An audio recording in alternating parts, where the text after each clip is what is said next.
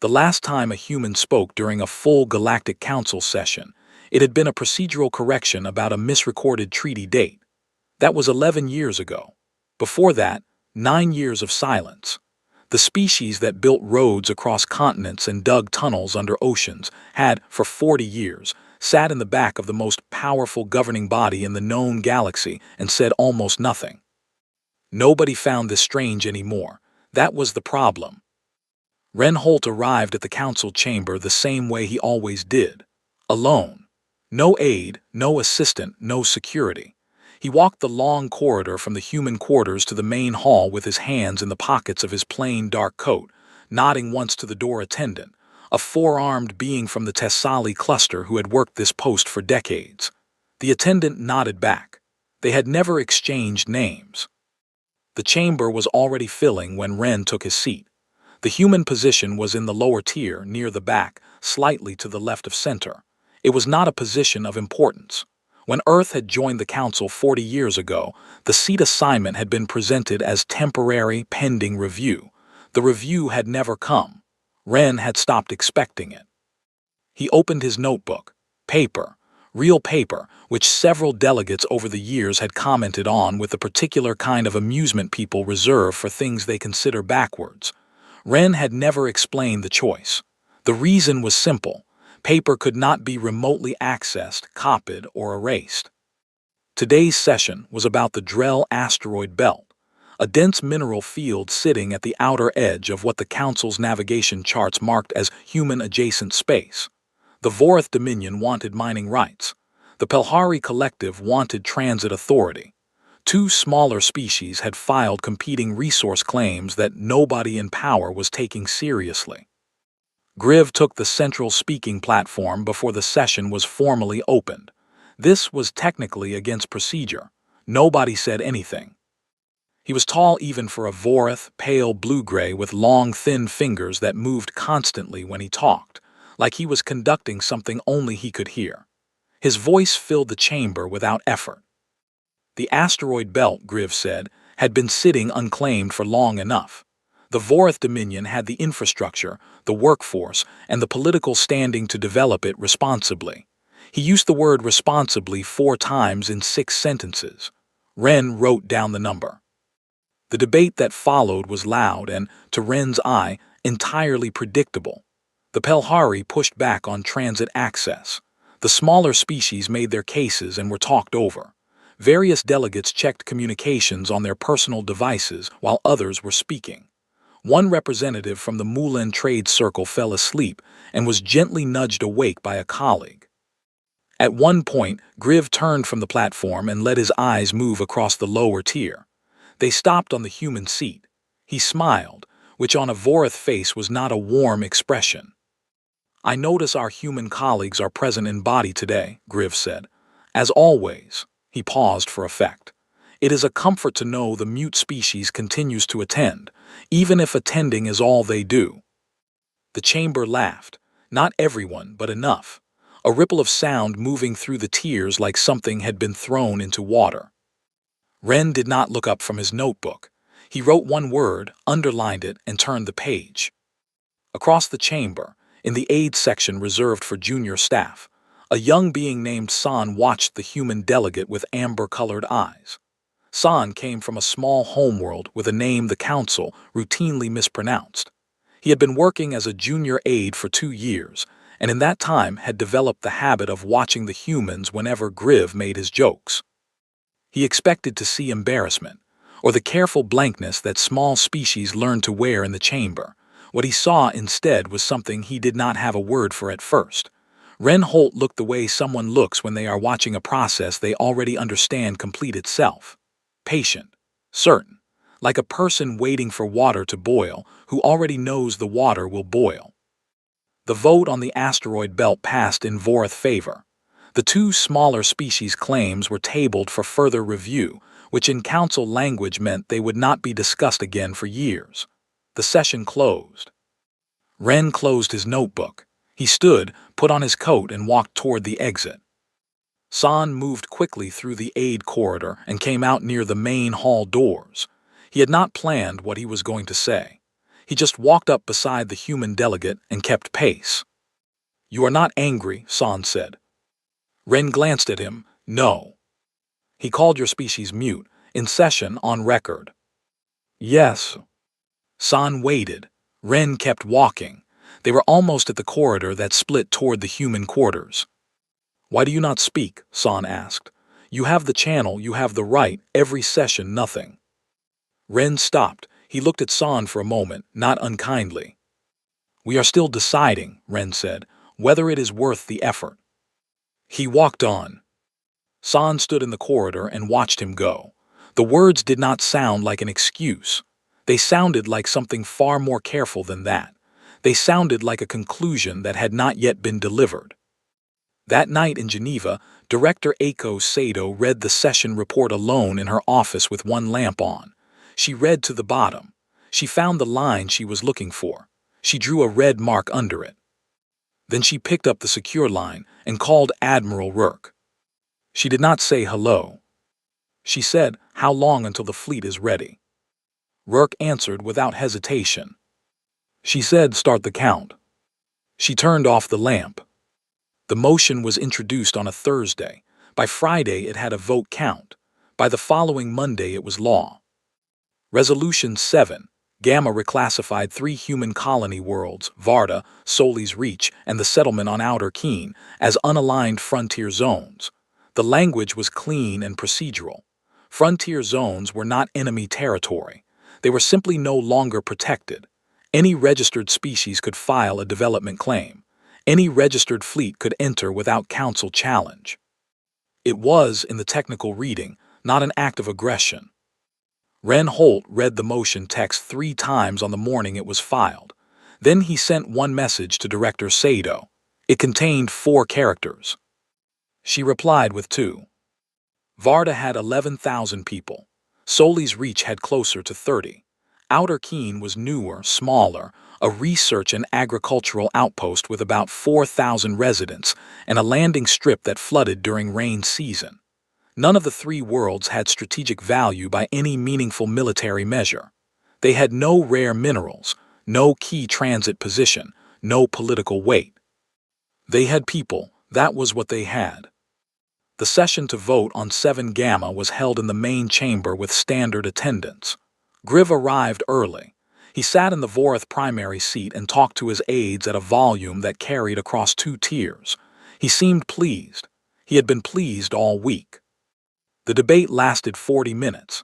Several delegates spoke in favor, citing frontier development policy and the inefficiency of protecting uninhabited or lightly settled zones.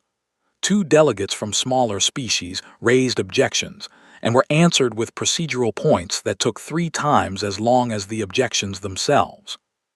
Then the speaking channel from the human seat activated. The tone was soft, a single chime, routine in theory but in practice something that had not happened in over a decade.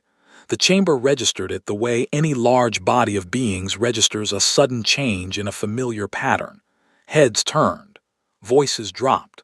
Within a few seconds the hall had gone quieter than it usually got even for Chancellor Bohr. Ren stood. He did not look at Griv. He did not look at Bohr. He looked at the record console at the center of the hall, the one that logged all official statements for the permanent archive. Earth objects to this resolution, he said, and considers it an act of provocation. He sat down. Nobody spoke for 3 full seconds. Griv recovered first. He leaned back in his seat and smiled the wide Vorith smile that showed the secondary teeth. "Well," he said, loudly enough for the gallery, 11 years and that is what we get. Very dramatic, very human." He gestured toward the vote panel. "Shall we proceed?" The chamber laughed again. Harder this time, or perhaps it only felt harder. The vote passed, 41 in favor, 6 against including Earth, 4 abstentions. Ren wrote 2 words in his notebook. He did not close it this time. He sat with it open in front of him and watched the vote totals display on the chamber board until the session was formally ended. Son did not laugh. He had not laughed the last time either. He watched the human delegate from across the hall and felt something he could not properly name. It was not pity. It was something more like the feeling of watching a storm form on a horizon that everyone else had their backs to. That night, three things happened at the same time. On Earth's orbital station, Admiral Rourke stood in the command center and watched the fleet displays. The ships had been in cold standby for years, listed on Council registry as Reserve Patrol Class, old models, low priority. What was waking up now was not that. The hull lights came on in sequence, row after row. The station crew worked quietly. Rourke checked items off a physical list, one by one, and did not speak except to confirm readings. At the Council Neutral Zone station, Myra Voss received a message on her personal device. She read it twice. She looked around her lab once at the samples on the bench, the work half finished, the notes on the wall she had been adding to for 2 years. Then she reached under her desk and pulled out a bag she had packed 3 weeks ago. She walked to the docking bay. She did not leave a note. And across 11 worlds where human diplomatic stations operated, every human diplomat sent an identical message to their host governments at the same moment. The message was short. It said, "Please review your existing treaties with Earth at your earliest opportunity. They are about to change." On most worlds, the messages were flagged as unusual and passed to senior staff. On 2 worlds, they were initially mistranslated and caused brief confusion. On one world, a senior government official read the message, read it again, and immediately called her defense minister. Nobody called Earth for clarification. Which was, in a way, the point. San read the message text the next morning when it appeared in an internal council briefing summary. He read it 3 times. Then he looked up the record log from yesterday's session and listened to Ren's statement again through his earpiece. Earth objects to this resolution and considers it an act of provocation. 14 words, spoken in a level voice, no emotion, no drama. He thought about the way Ren had looked when he closed his notebook. Not defeated, not angry. Done waiting. Earth stayed silent too long, until the council crossed the line. The intelligence analyst who first put the full picture together was a Pelhari named Asa. She had been doing routine cross-referencing of member state industrial outputs as part of a standard economic review. The kind of work nobody senior paid attention to. The kind of work that sometimes, quietly, changed everything. She flagged the anomaly internally on a Wednesday. By Friday, it had reached 4 different desks.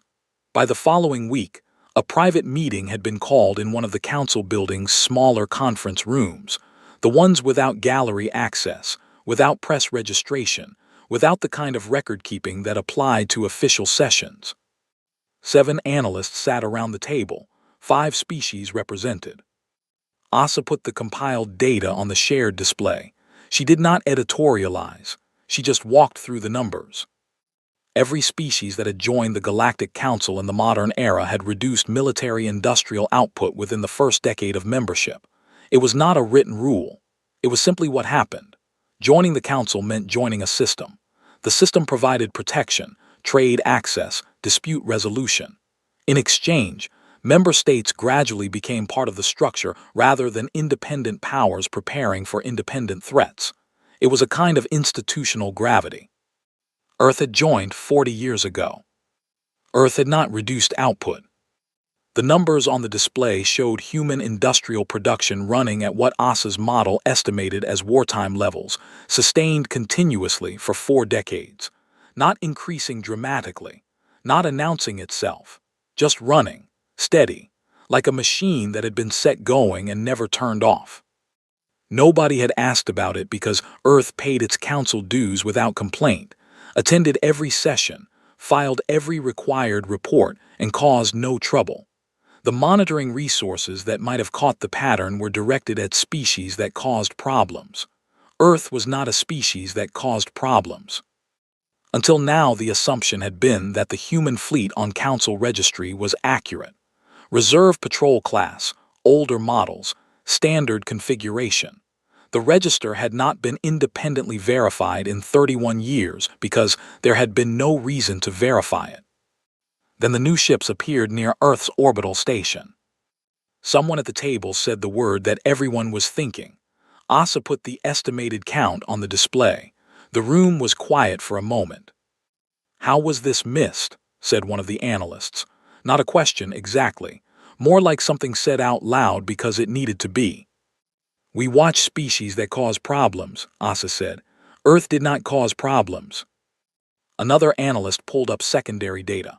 Earth's navigation mapping records, submitted as required by Council protocol, had been complete and timely for 40 years. What the secondary data showed was that the submissions had included something extra.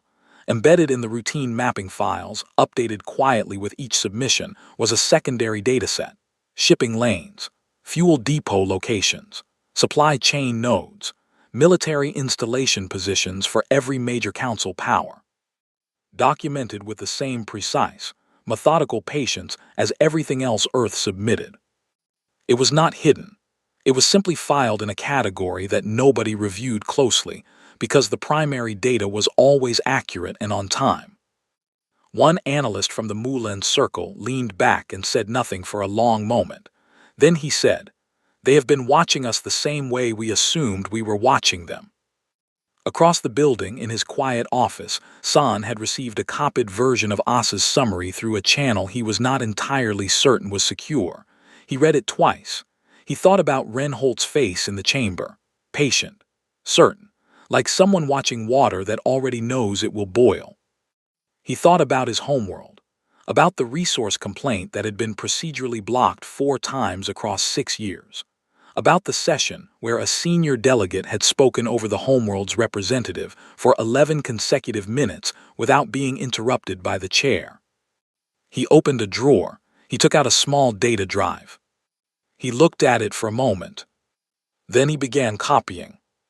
What he was doing had a name in Council regulations. The name was not good. He was aware of this. He copied the file anyway, all of it, the full 40-year mapping data, the industrial output analysis, Asa's summary, 3 years of related intelligence briefs that had been quietly accumulated and never escalated. He walked down the long, empty corridor toward the press office. The corridor had no cameras in this section. He had checked. He slid the drive under the door of a journalist he had spoken to exactly twice, a being from a neutral world with a reputation for careful sourcing. He walked back. His hands were steady. He sat at his desk and went back to his normal work and did not tell anyone.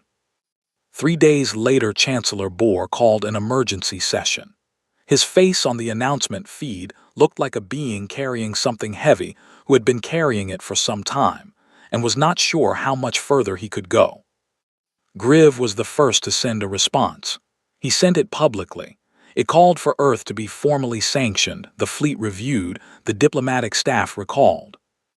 Ren read the message in his quarters. He set it aside. He picked up his notebook. He reviewed his notes from the last 40 years, a practice he had maintained monthly since arriving at the Council. He found the page he wanted. He read it once. He put the notebook in his coat pocket. He was ready. Earth stayed silent too long, until the Council crossed the line. The chamber was the fullest it had been in years. The upper gallery, normally half empty, had beings packed into every available seat. Press credentials had been issued at 3 times the usual rate. Delegations that rarely sent full representation had arrived with every member present. Even the aid section, where San sat with his notepad and his careful amber eyes, was crowded in a way it almost never was. Chancellor Bohr called the session to order. His voice was steady, but his movements were slower than usual. He announced that the session was called to address concerns regarding Earth's military posture and recent statements. He invited Earth's delegate to speak to the matter. This was a formality, an invitation to explain, to apologize, to reduce tension. Reinholdt activated his speaking channel. He stood. He spoke for 22 minutes. His voice did not change in those 22 minutes, not louder, not softer, not faster or slower. The same level, clear tone from the first sentence to the last, which was its own kind of unsettling. The chamber had heard emotional speeches. It had heard angry speeches. It had heard speeches designed to perform passion for the gallery feeds. This was none of those things. This was something that felt more like a door opening onto a room that had been locked for a very long time. He began with a date 40 years ago, the session where Earth's first colonial survey rights request had been procedurally delayed. He gave the resolution number, the vote count, the stated reason for delay, and the actual reason, which he read from internal notes that had since become part of the press record thanks to a journalist on a neutral world. He moved forward year by year, not every year, only the ones that mattered, the protection requests that had been tabled, the species that had asked for intervention and received language instead of action, the times a powerful member had violated a trade agreement and the council had recorded it as a misunderstanding. The pattern was not complicated. It did not require interpretation. It simply required someone to say it out loud in sequence in a room where it could not be ignored. When he finished the history, he stated two things. The three human colony worlds of Varda, Soli's Reach, and Outer Keen were under Earth's direct military protection effective immediately. Any vessel approaching those worlds without human authorization would be turned back. This was not negotiable and not subject to council review. Earth was formally requesting a full structural audit of the Council's voting procedures, resource treaty history, and enforcement record for the past 40 years. Earth was submitting the supporting documentation today. All of it, publicly. He sat down. The chamber did not move for several seconds. Then Griff stood. The Vorith delegate's skin had darkened around the jaw. His long fingers were very still, which for Griv was itself unusual. When he spoke, his voice was the loudest it had ever been in a session, which was saying something. He said Ren's statement was a declaration of war. He said Earth had revealed itself as a destabilizing force that had been hiding its true nature for 40 years. He demanded Earth be suspended from council membership pending a full security review. He looked around the chamber for support and found several delegates already signaling agreement.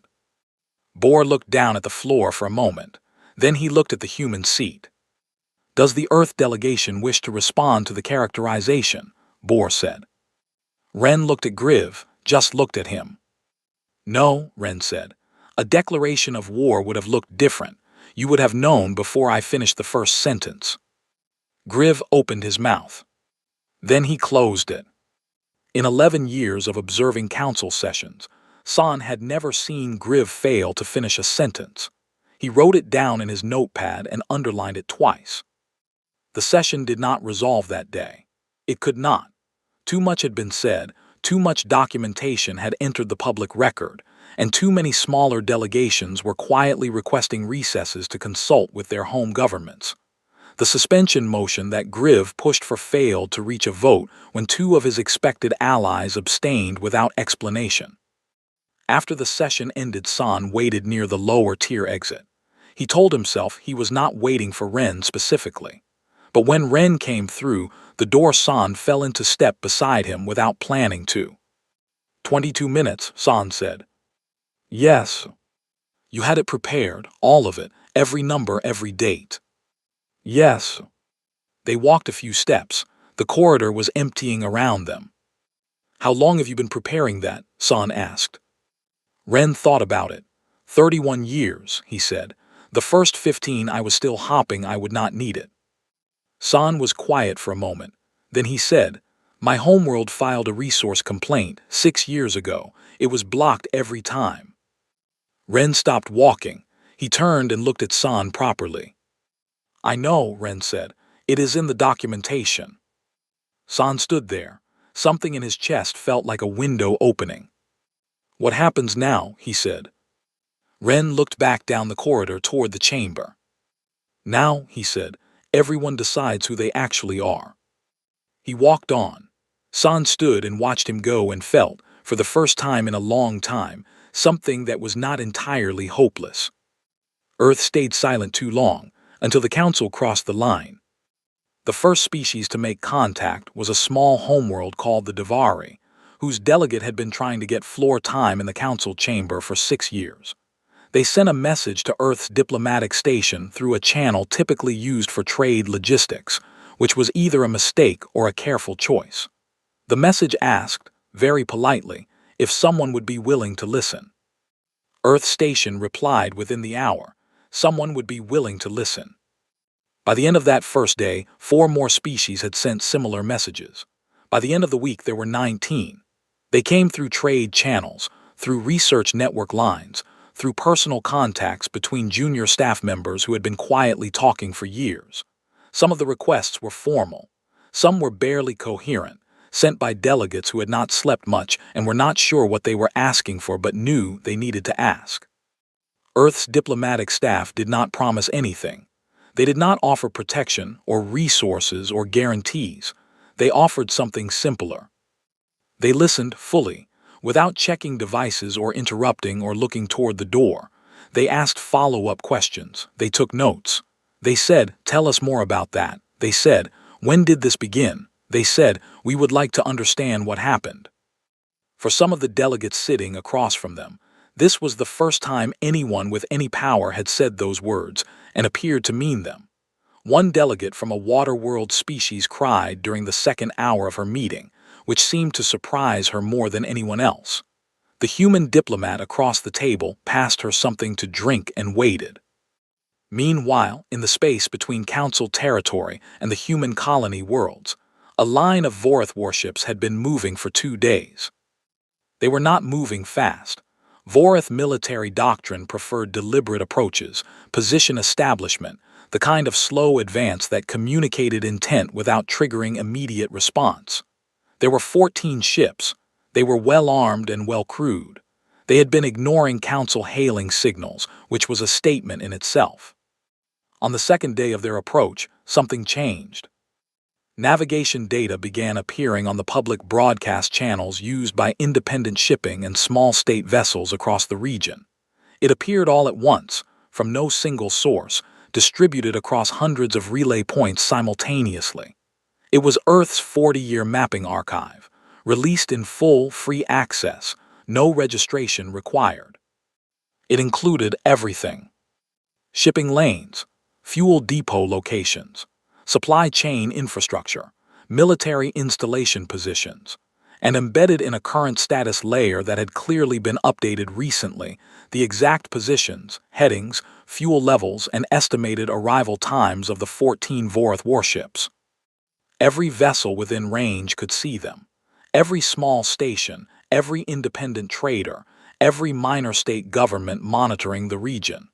The Vorath fleet, which had been moving through space it considered effectively private, was suddenly visible to everyone. The fleet slowed on the third day, then it stopped. There was no confrontation. Earth ships did not move to intercept. No weapons were charged, no emergency signals sent. The Vorath fleet simply stopped in open space and held position, and the reason was obvious to anyone who understood how power actually worked. Being watched by everyone was not the same problem as facing one enemy. One enemy could be defeated. Everyone watching could not. Griv released a public statement calling the navigation data release an act of military espionage and demanding Council sanctions. 14 hours later, a journalist on a neutral world published a full analysis of the data comparing it to the Council's own publicly filed navigation records and found they matched almost perfectly. The Vorath fleet's position was not a secret Earth had stolen. It was a secret the Vorath had assumed nobody would bother to track. In the neutral zone station, Myra Voss had returned, not to her old lab, which had been logged as vacated during the unrest. She was working in a shared research bay that had 3 empty benches and a very good atmospheric processor. Within a week, the benches were not empty. 7 scientists from 5 different species arrived in 1s and 2s. 2 of them had been denied Council research grants without explanation. 1 had been waiting for equipment clearance for 3 years. 1 had simply heard through a colleague that there was space and someone willing to share data without asking for institutional credit in return. Myra made a lot of tea. She had brought an unreasonable quantity of tea from Earth and was apparently not sorry about this. She shared it freely. The scientist from the water-world species could not drink it but found the smell pleasant, which Myra said was good enough. They worked. Different fields, different methodologies, different ways of approaching a problem. It was messy and occasionally confusing, and completely without the procedural structure that the council required for recognized research projects. It was also, three of the visiting scientists said independently to their home contacts, the most productive work environment they had been in for years. San received an offer of asylum from Earth's diplomatic station on a quiet Tuesday. It was written simply. It said Earth was aware of what he had done with the data drive and considered it an act of some courage. It said he was welcome. He looked at the message for a long time. Then he opened his desk drawer and took out 3 data drives he had been keeping for months. Council internal communications. Not stolen. Documented. He had been filing copies of things that crossed his desk that he thought someone, someday, should know about. He packed a small bag. He wrote a brief message to his homeworld's government. He left. Earth stayed silent too long, until the council crossed the line. The audit motion came to a vote on a gray Tuesday with no gallery audience, because the press had been asked to wait outside and, unusually, had agreed. The chamber was quieter than it had been in weeks. Something had settled in the days before the vote, not a resolution exactly, more like the particular stillness that happens after a long noise stops, and everyone is adjusting to what silence actually sounds like. Ren sat in the human seat. He had his notebook open, but he was not writing. He was watching. The motion had 17 co-signatories when it was filed. It needed 20 to proceed to a binding vote. On the morning of the session, 3 more delegations had sent in their signatures. 2 of them were mid-tier council members who had previously voted with the Vorath bloc on most contested motions. Nobody had asked them to switch. They had switched. Ren had not spoken to either of them personally. He had not needed to. The documentation he had entered into the public record had done the work on its own. 40 years of careful, accurate, undeniable record. It did not require interpretation. It simply sat there and asked to be read. The vote count came up on the chamber display. 31 in favor, 22 against, 7 abstentions. The audit motion passed. Resolution 7 Gamma was suspended pending the outcome of the review. The 3 colony worlds, Varda, Soli's Reach, and Outer Keen, were restored to protected status effective immediately. The announcement was sent to all 3 worlds within the hour. On Varda, the news arrived in the early morning, and a school teacher who had been following the situation through patchy relay feeds read it out loud to an empty classroom before her students arrived, just to hear how it sounded. Griv made one final move. He filed a procedural challenge to Earth standing as a council member, citing a technical clause in the original membership charter about disclosure requirements for military assets. It was precise language. It might have worked once. Ren's legal team had been annotating the original charter for 15 years. They had the response filed before Griv's challenge was 20 minutes old. The counterargument was 7 pages long and referenced 43 precedents. The challenge failed before it reached a review panel. Griv sat down. He did not make a statement. He did not look toward the human seat. After the session, Chancellor Bohr sent a private message to Ren's quarters. It asked for a meeting, not official, not recorded. They met in a small room off the main corridor, one of the rooms used for quiet conversations between sessions, with 2 chairs and a narrow window looking out at the orbital dark. Bohr moved slowly. He always had, but today it seemed more pronounced, as if the last few weeks had added weight to the movement.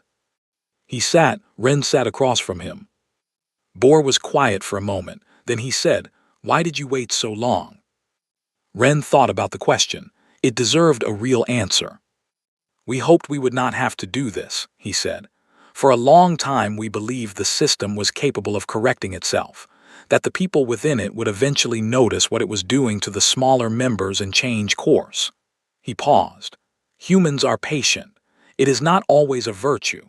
Sometimes it is just a way of hopping longer than is reasonable." Bohr looked at the window. "When did you stop hopping?" Bohr said.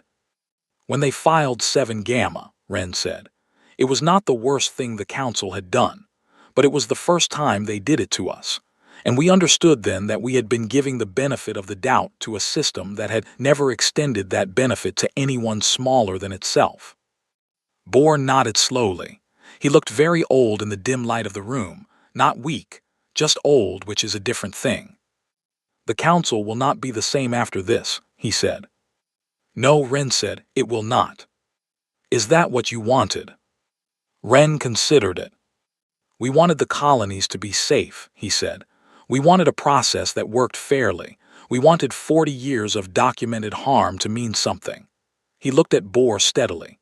If the council being the same was incompatible with those things, then no, we did not want it to be the same. Bohr sat with that for a moment. Then he nodded once slowly and stood. The main chamber filled again in the afternoon for a scheduled session. Most of the press had returned. The gallery was half full. Several delegations were still inside meetings. At the start of session, the chair called for any items held over from the pending queue. A delegate from a small species, the Davari, raised her hand. She had been waiting for floor time for 6 years. The chair checked the log. Her request was the oldest outstanding item in the system. She was called. She walked to the speaking platform. She was smaller than most of the beings in the room, and her translator piece was a slightly older model that added a faint echo to her words. She did not seem nervous. She had prepared for 6 years. She presented her case clearly. Resource rights on a shared transit corridor her world had been using for decades without formal recognition. The argument was straightforward and well documented, and had been dismissed on procedural grounds 4 times before it ever reached a vote. The chamber listened. Not everyone. Some delegates checked communications. One representative from the Moulin Circle drifted slightly, but more eyes were on the platform than had been there in a long time, and the interruptions that would once have come did not come. In the back of the chamber, in the lower tier, Ren Holt sat with his notebook closed on the desk in front of him. He watched the Davari delegate speak. He did not write anything down. He had nothing left to document. The case was still being presented when the session feed cut for the press relay. The reporter covering it for a neutral world outlet wrote one line in her notes before expanding it into a full piece. The line said, "Today, for the first time, someone small was listened to." She sent it. Then she looked at the chamber feed for a moment longer, at the Davari delegate still speaking, at the room that was almost, not entirely, but almost, paying attention. She thought that was probably enough to start with.